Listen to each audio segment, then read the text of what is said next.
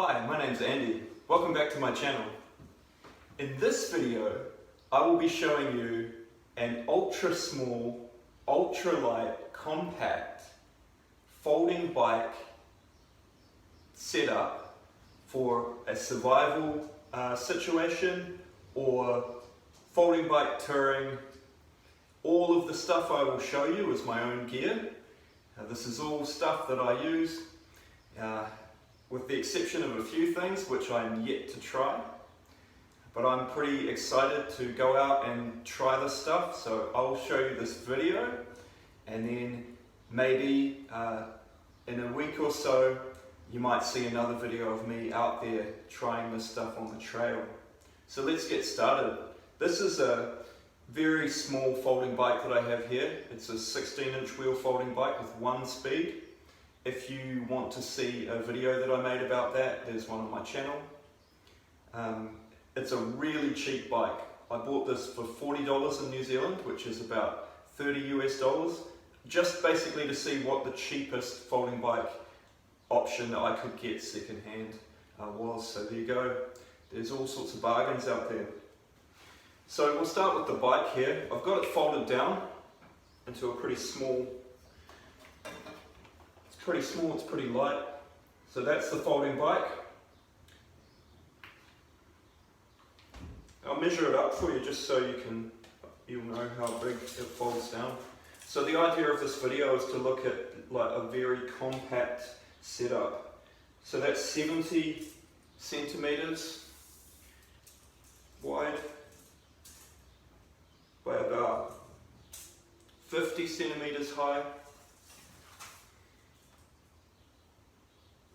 And less than 30, so probably about 26 centimeters across. So it's a super compact little bike.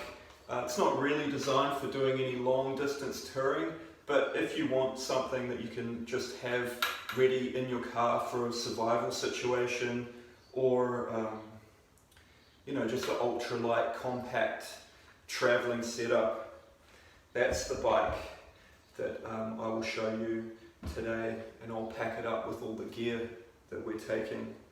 Alright, so let's get started with the gear.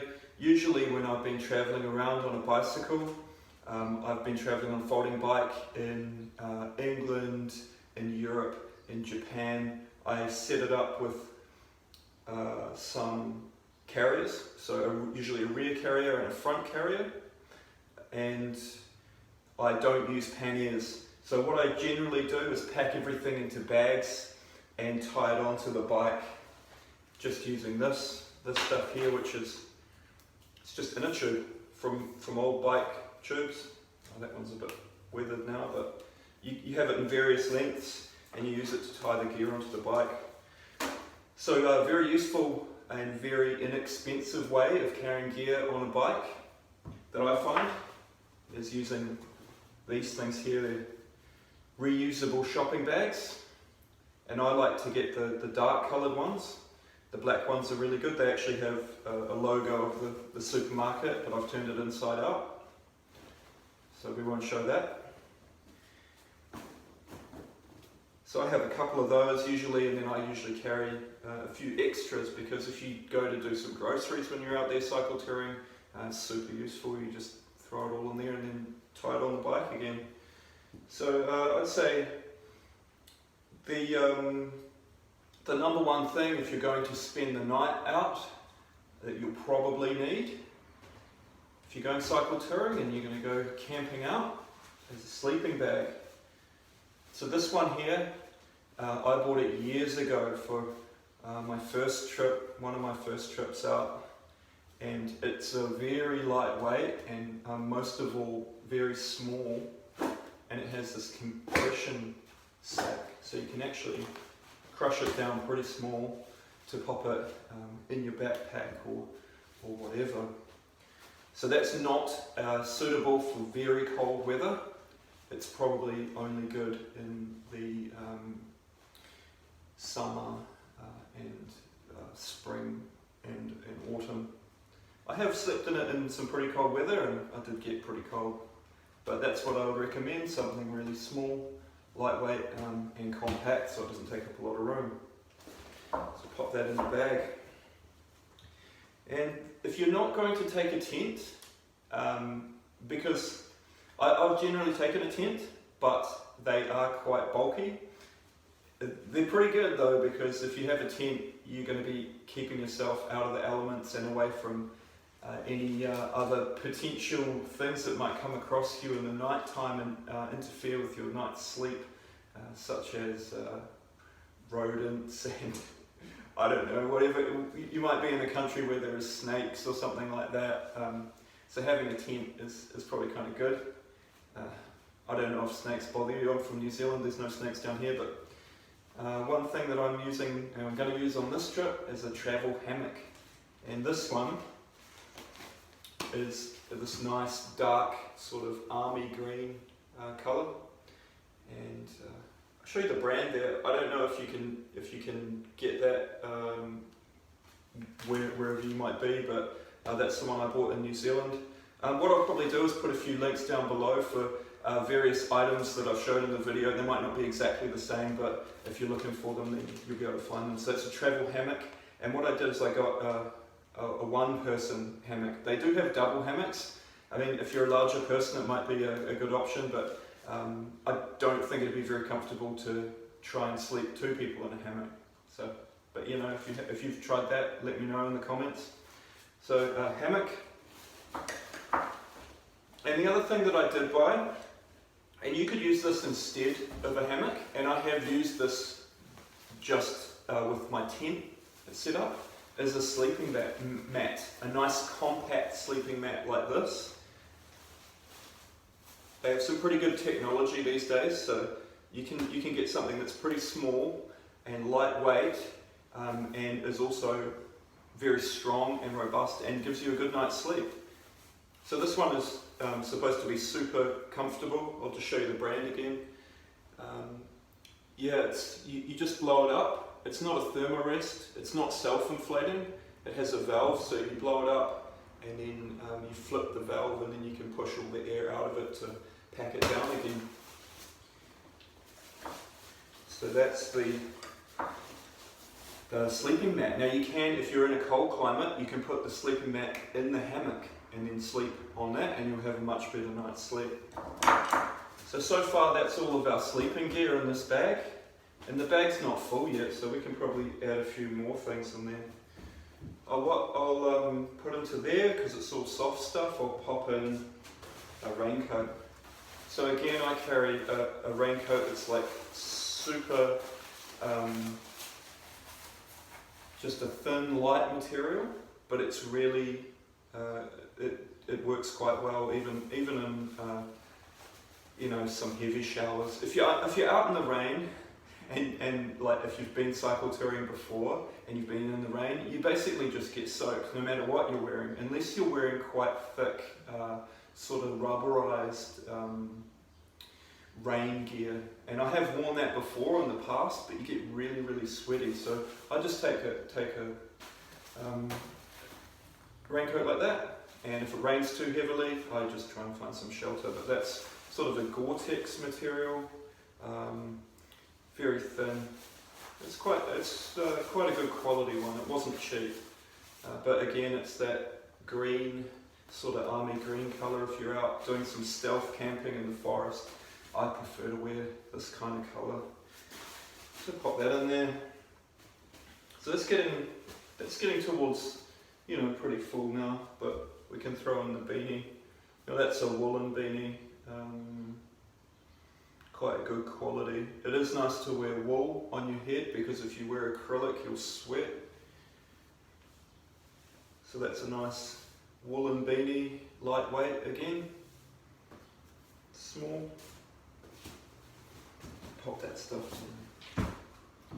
Now the other stuff that you'll take on a cycle tour usually be things for making food, and I take a pan most of the time, pretty lightweight aluminium pan,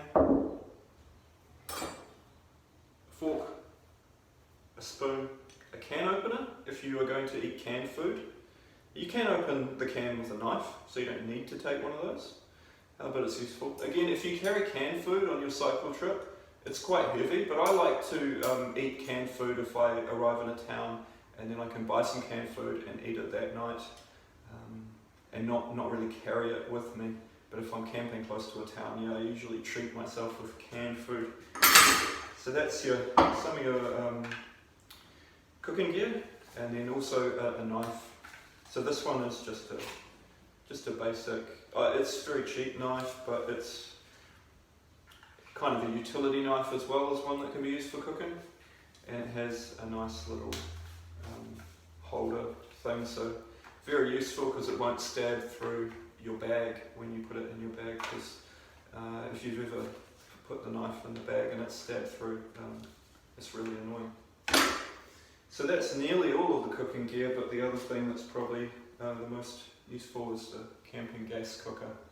This is the kind I use. If you've seen my previous videos, you'll know how I hack these things to refill them.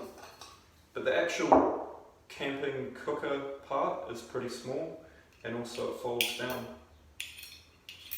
So if I've travelled on the airplane sometimes and I've had to carry that, I've just put it in my pocket. Useful little thing. That's the gas cooker. And I'll put a link to the video where I show how to refill this canister with these ones. So in New Zealand, these are probably between $6 and $10 for something like that. With the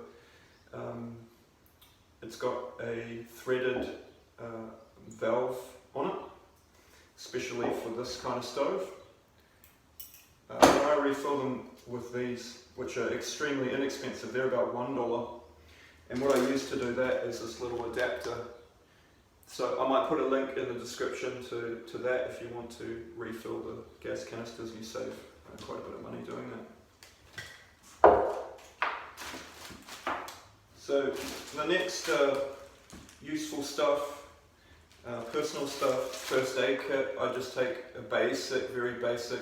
It has some little bandages in there and sort of pills, paracetamol for a headache, things like that. If you're out on the bike and you have an accident, usually it's pretty minor. It might be just a cut or a scrape, so that's what I take there. And one of the best things that I found in the first aid kit to take along is zinc oxide plaster. Comes in a little thing like this, and it's just a tape, and you can use it to tape up cuts. You can use it to do running repairs on things too. I've used it to repair a tent before and various other things. It's pretty inexpensive, and the best thing about the zinc oxide plaster is it sticks even when it is wet. So if you're out in the rain where you're going to get wet and you have a cut, yeah, this is really good for that. So that's the first aid kit. Along with that, I guess toothpaste and toothbrush. And I carry one of these quite useful little toothbrush things, because you don't want to throw your toothbrush in your bag and it gets all covered in gross stuff. So that keeps it nice and clean. So I'll pop that stuff into our other bag here. Cigarette lighter, one of those, very useful for all sorts of things. A torch, I use a head torch like that, just a little compact one. It's alright, I'm not going caving or anything, and I can also use this as a light when I'm on the bike at night time. It works for that. Oh yeah, I didn't mention that, a little sharpening stone. Pretty useful, just a tiny little stone for sharpening the knife. And I just carry a really small one like that, just to cut down on weight. With the water, I just carry it in an old soft drink bottle. So that's that. It's pretty good. Light when it's empty. It is bulky when it's empty, but and generally, you do want to drink quite a bit of water when you're riding a bike on a bike tour. And most people, if you ask them if there's anything else you could carry, what would it be? More water. So you can pick up another soft drink bottle pretty easy. Again, pretty inexpensive. The whole idea of this gear is that it's really inexpensive, and I don't like to spend a lot of money on things. Power bank for charging the phone, and the phone charger. So because my old laptop has, it's pretty much history, it's from 2008, I have a lot of trouble trying to edit my videos these days, and I've switched to just making them on phone. So I bought a second-hand iPhone 7 for about 200, maybe 280 New Zealand dollars. So I guess in American dollars that could be about $200. And I'm going to be editing this video on the iPhone as well. So another thing I take on a bike tour, a bike trip like this, for just a survival setup, I'll take a little backpack. This one's really good. It's got these little loops at the bottom. I don't know if you can see those, but you can just adjust them. And what I like to do is roll up. You can roll up. You can put your sleeping bag in there, or you can put your ground sheet or a tarpaulin. That's what I'll show you next. So that's the tarpaulin I generally take. Again, it's that army green colour. These are really cheap. You might get it for like 10 or 20 bucks at one of the big box Home Depot stores or something. That's what I'll take with me, just to string up for a shelter in case it rains, or you put it on the ground, sit on it, sleep on it, whatever. So that's basically it. 2 bags of things, and plus a backpack, which doesn't have anything in it, but if you're going on a cycle tour, that would probably have your clothes and your food. And there it is, all set up on the bike. It's super compact, and it should be fairly lightweight. This kind of setup, you wouldn't want to ride for any great distance, I don't think, not unless you had to, but in a survival situation, I mean, you might need the option there. The best thing about this setup is that it can all fold down and pack down really, really small. I mean, you could put it into a cupboard somewhere, you could put it into a trunk of a car, or stuff it into a hole in the ground in the bush if you really wanted to. So yeah, most of the stuff fits on the bike. The exception of the backpack, I've got the tarpaulin attached to the bottom of it there. If you're worried about like things getting wet in the weather, what I usually do is just throw a rubbish bag over the top of my gear. You could just use a plastic bag like that and pack it all in that, and that will keep it nice and dry. Alright, so thanks for watching my video of the ultralight, ultra compact, super low budget survival setup for folding bike touring. There's plenty more videos on my channel. If you've enjoyed this, go have a look at that. I'm committed to showing you the ultra low budget end of folding bike. Just before you go, I promised I would show you how I'm setting up the camera and making the video for these clips. So I'm just using the iPhone, and what I have here is a really inexpensive, it's a car mount for a phone, and then have it stuck in my little vise, just stuck on the ladder. So that's it. Thanks for watching. Thanks to all my subscribers for putting up with my low quality videos.